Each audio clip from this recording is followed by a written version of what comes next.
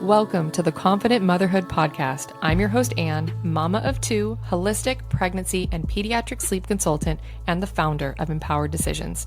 In our seasons together, I'm here to help you step into your inner confidence from pregnancy to motherhood. Whether you are preparing to meet your baby or integrating into new mom life, this is a safe space with education and support for your journey. Join me as we raise the vibe of our motherhood collective. Welcome back to the Confident Motherhood Podcast. I'm Anne, and this is episode 1 of season 2. You are officially stuck with me, but I'm so excited to be back, taking a little break in between seasons. Always nice to rest, recharge, and get the creative juices flowing. I was really excited actually to put together the lineup for this season. And today we are talking about you are not a bad mom for sleep training. And I want to dive into this topic because it is something that has come up so much over the last 7 years of coaching and working with moms. And we're going to dive into the real today. Now I'm going to paint the picture for you. Actually, I didn't want to record tonight. I was feeling tired. I'm on my period. And I'm like, you know what, Anne? No, you're going to record tonight. So I sit down in my bedroom. I have my little setup here, and it is the first full moon in January, like first full moon of the year, and I can see the moon from my bedroom. And I sat down, and as soon as I saw the moon, I'm like, oh, this feels really good right now to be recording, even though your girl is tired, but that's okay. So I am a mom, as we know, and I have been an infant and toddler sleep coach for the last 7 years. Actually, this year will mark 8 because my eldest is going to be 8 this year, which is wild.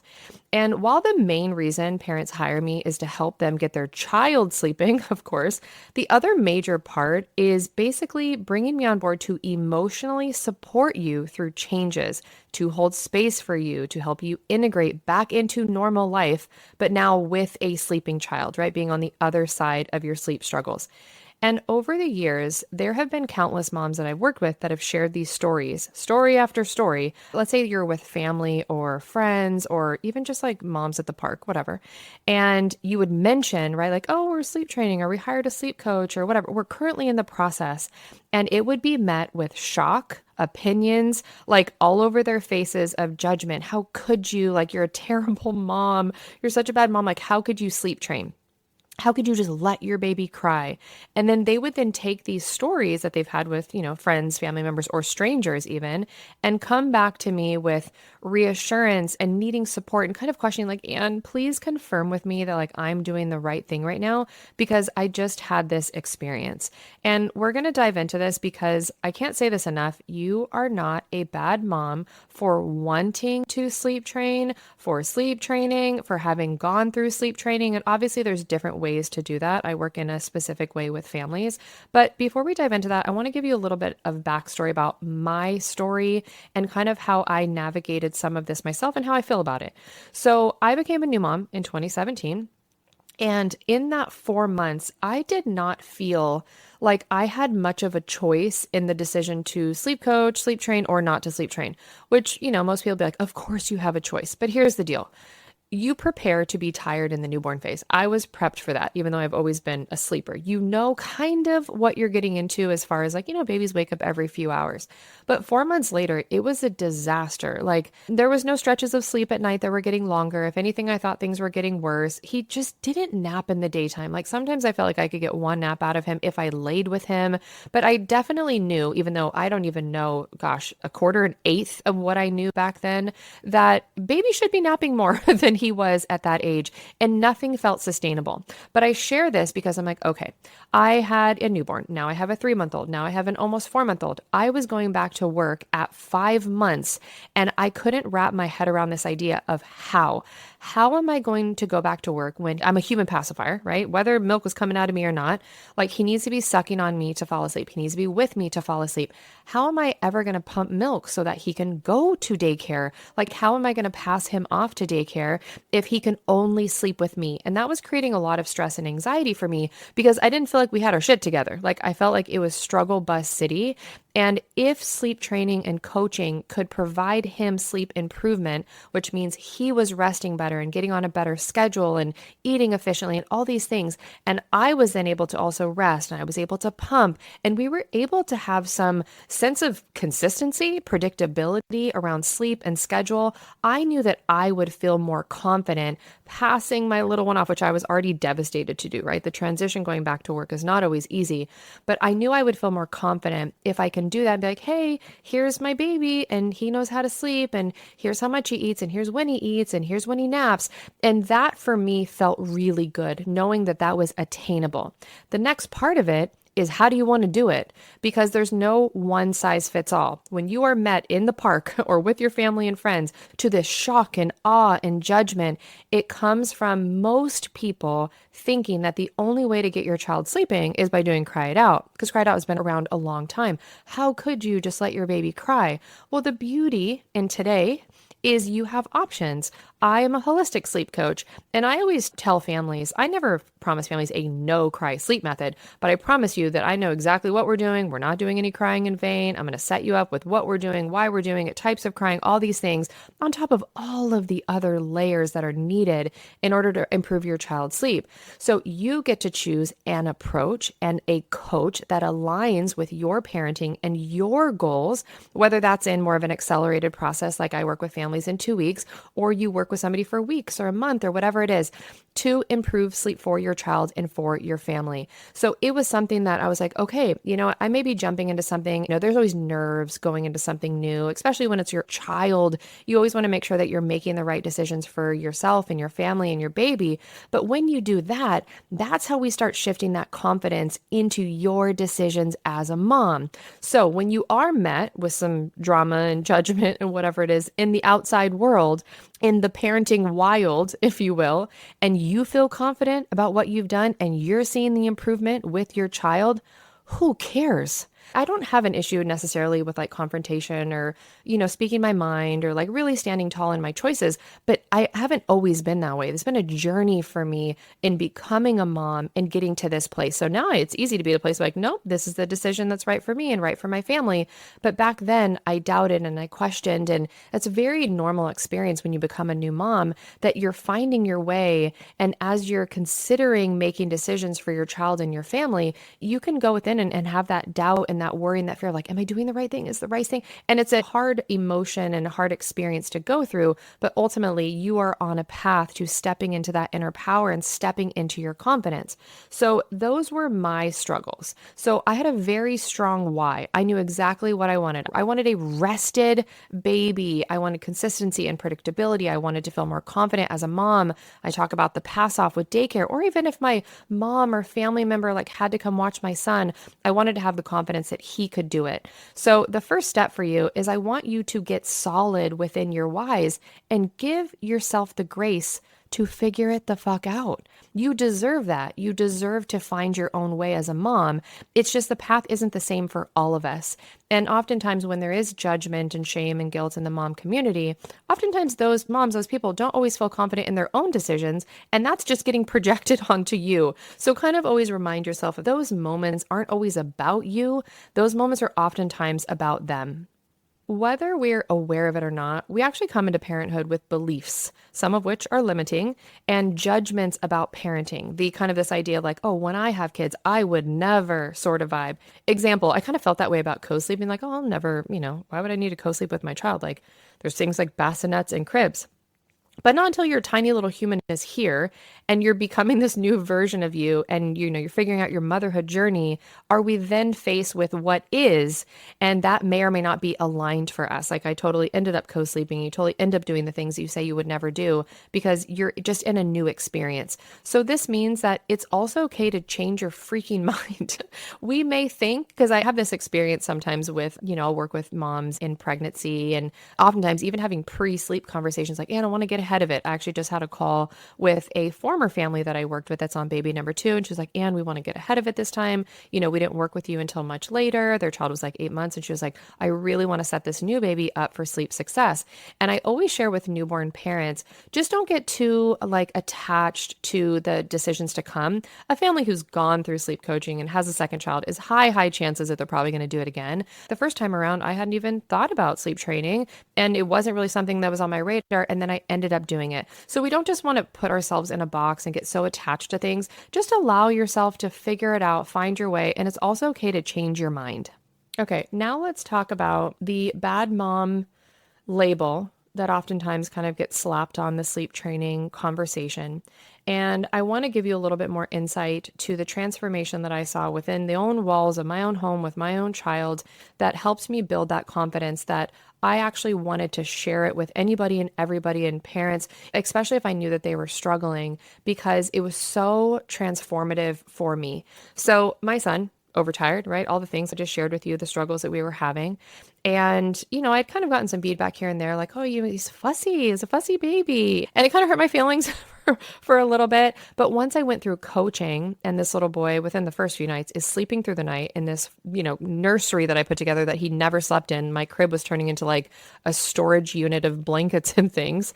And he was so well rested. And when I first started to see him wake up in the morning and wake up after his naps and he was happy, it was this light bulb moment for me that I'm like, oh, he was tired. He was miserable. He was severely overtired. And that's what was causing this constant fussiness. And, when you have a fussy baby, it's hard to care for them all day long too, because you're like, oh, you're just not happy. How do I make you happy? So that immediate shift that I saw very early on in coaching was already really validating to those initial doubts and worries that I was having, like, oh, am I doing the right thing, right? Quote unquote, right. There is no right and wrong, by the way. It's just like making a decision and you finding your way. But that was a really big deal. Once I started pumping and I then started to have a little bit of a stash, oh, like hair flip. I was so excited because, you see on social media, like people have these, massive stores of milks. And by the way, that's not the most common, but I had nothing. So being able to like pump and put it away and pump and put it away, like, man, my confidence was just starting to soar. And I was putting together that plan, knowing that I could take him to daycare and be able to be like, hey, here's the deal and here's how all of this works. But I think the biggest thing for me is, we're always wanting to make sure that our babies are healthy and they're growing and they're developing. And me now getting to see firsthand that he was getting all the healthy rest that he needed for his growth and development, because I was starting to be concerned, like, this can't be right. This can't be enough for him. So when we have, myself as a mom and many other moms that I work with, when, yes, of course, we talk about exhaustion and this sorts of things, but there gets to this label of like, you're a bad mom. I've never truly understood it because I'm like, okay, if mom's severely exhausted, mom's not her best self, right? So we got the newborn phase. Let's kind of throw that out because everybody knows they're probably going to be tired there. So beyond the newborn phase, you got moms that are exhausted. They're not their best selves. You got babies that are struggling. Not all babies struggle with sleep, but the ones that do oftentimes struggle. And when they are struggling, it's not just like, oh, it's a phase. Oh, it's a regression. And I've done another podcast episode about that. Sometimes you're looking in kind of like indefinite sleep struggles. So is that what we're asking of moms, to just indefinitely suffer? And because it's selfish, or you're a bad mom if you're choosing an option to improve sleep for your family, like, that's bogus to me. Like, there's just no way that that makes any sense. So that's where I always like to, like, okay, you may have had an uncomfortable, awkward conversation with somebody, whether you're connected with them or it's just a stranger. But I really ask moms to start shifting within. Go back to your whys on why you're making these decisions. What is it? You want a healthier baby, you want a happier baby, a rested baby, you want more time for yourself, you want more time for you and your partner, you want a happier household, you want to have more consistency, more predictability. Like, you're really just striving to enjoy motherhood and feel more confident. And once you start going down that list of all the things and all the whys that you're either considering doing coaching, or you're in coaching, or you've done coaching, that is enough to be like, it doesn't really matter if so-and-so has a problem with it. You're not going to please anybody. I mean, everybody. It's just not the way that it's going to work. So even though specifically for me, in going through the holistic coaching experience, I was like, hell yeah, like, I started to realize that mom life is for me. I can do this. This is amazing. I stepped into my inner power. I had that mom confidence, and no one was going to make me feel any sort of bad for that decision or shame me. Like I just wasn't worried about it anymore. But sometimes families will ask me like, okay, and well, like, what do I say? What should I say? And one, I think that's a deeply personal choice, right? Of like what you feel comfortable responding to or not responding to in that scenarios. So I'm like, depending on my mood, you may get a sassier response or a more direct response or a softer, more gentle approach. But generally, when it comes to it, I'm like, this is your baby and it's your business. Period. So you don't always have to share, but let's say you do happen to share or you chose to share. I just kind of want parents like expecting some potential judgment or backlash, but mainly because there's just a lack of understanding with pediatric sleep and the different approaches. And again, this just goes back to like old school stereotypes when it comes to sleep training. So just know that somebody probably isn't exactly judging what you're doing. They just don't really understand. And that's okay. So not to worry about that. You could also share, like, let's say somebody met you with resistance, like, you know what? Oh, you must be thinking of like, some more aggressive forms of doing things. We actually hired a coach and, we got a plan together and we feel really supported. We're already starting to see our baby improve. It's been really exciting. So you can kind of shift gears in that conversation of just like moving away from the drama and just kind of stepping into like, hey, this has actually been a really great thing for us. Because most people on top of that aren't going to then start shaming and shitting on you. So that is another direction you potentially could take. And then ask yourself, does it bother you that they're actually saying this or making this comment or throwing out this face that they're making? Or is it triggering because deep within inside you, you haven't fully unpacked that maybe you do have some judgments around the decisions. Maybe you are doubting yourself, and that's okay. I think we all kind of in that place. Sometimes we do jump into things and we still feel there's still some kind of lack of full confidence there that can still create that doubt. There's still that seed in there. And that's usually where it's coming from and why it feels so triggering, because it's bringing that up for you. So I challenge you in those circumstances, and this kind of goes for any experience like that in life, is dig deep, mama. The only way to truly make self-aligned decisions, and self-aligned decisions in motherhood is on a different level because it's not just you anymore. It's your child, it's your family. And those decisions feel so much heavier and just bigger in scale and size because it's not just you. But once you really dig deep and start allowing those things to come to the surface, because one thing about motherhood, it is going to bring those things to the surface. So you can choose to face them and address them and let them flow and heal them, or you can keep them suppressed. The problem is, because I've been there before, when we keep those things suppressed, they're just going to come back around and it's going to look a little bit different, but it's the same thing. And being able to face it and feel it and move through it is going to give you that confidence. And that's what you deserve. You deserve to enjoy being a mom. You deserve to feel confident as a mom.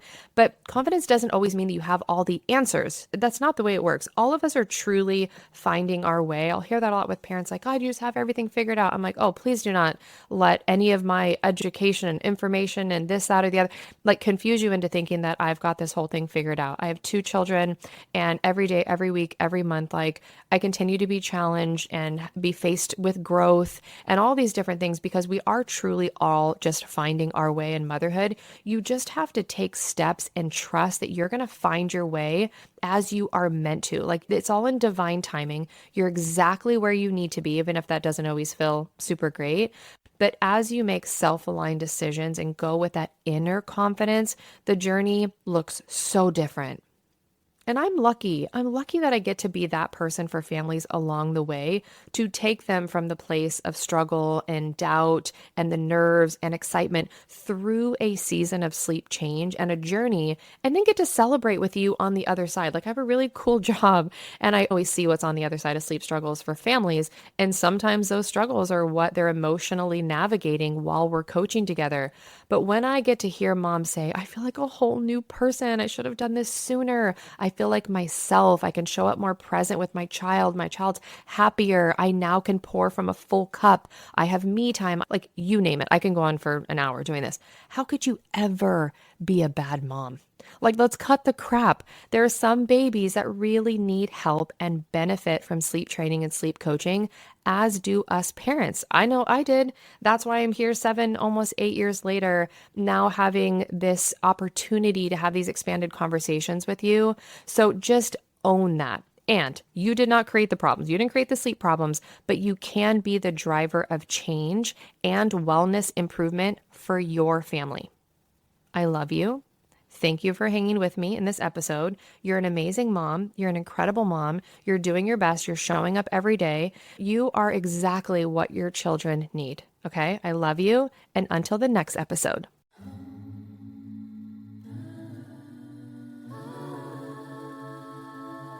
Whether you're a tired mom struggling with your little one's sleep or an expecting mom looking for empowerment and advocacy as you prepare for birth, I'm here to show up for you with proven strategies and education to elevate your journey. You deserve to feel heard and given the tools to have success. Mama, you do not have to navigate your pregnancy or sleep struggles alone. Head over to empoweredwithann.com to discover how we can support you. Confidence, empowerment, and peace are just a click away.